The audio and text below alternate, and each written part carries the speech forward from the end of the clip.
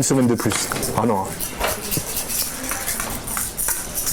Donc moi c'est Johan, je suis musicien à la pédiatrie depuis une quinzaine d'années.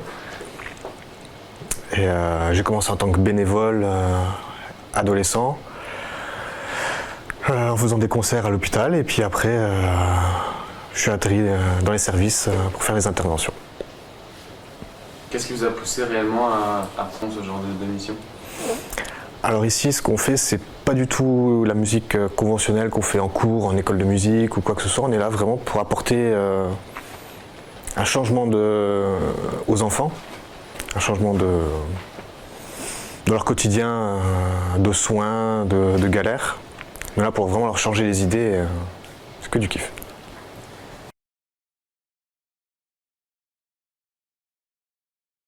Élodie, la maman d'Olivia, qui a 2 mois et demi, qui est hospitalisée depuis lundi pour une infection urinaire. Donc on est arrivé dans le service avec joie puisque c'était bien décoré et il y avait de jolis dessins. Je pense qu'effectivement l'association c'est vraiment une très bonne initiative pour les enfants, que ce soit les bébés, les plus grands.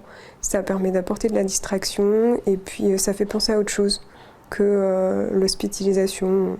Bon, même si c'est pas chez nous, mais du coup on retrouve un peu d'humanité qu'on pourrait avoir à la maison.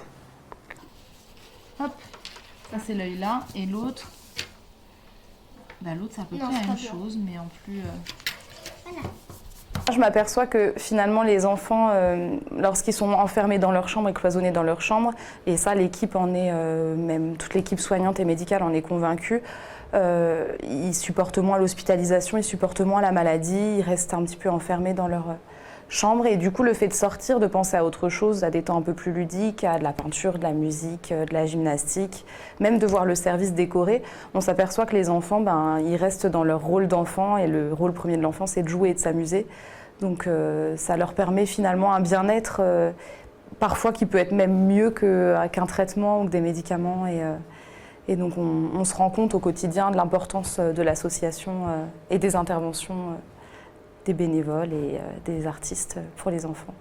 Pour pouvoir apporter des ateliers créatifs, des ateliers artistiques pour les enfants pendant le temps de l'hospitalisation. Ah, c'est beau rouge. Pour vous expliquer un petit peu les bienfaits de nos actions à l'hôpital, donc l'association est vraiment dans une démarche qui est culture et santé. Donc pour ce faire, on répond à un dispositif national qui a été mis en place par le ministère de la Santé et le ministère de la Culture pour proposer des ateliers et un éveil culturel aux enfants qui sont hospitalisés. Qu'est-ce qu'on a fait d'autre comme animaux?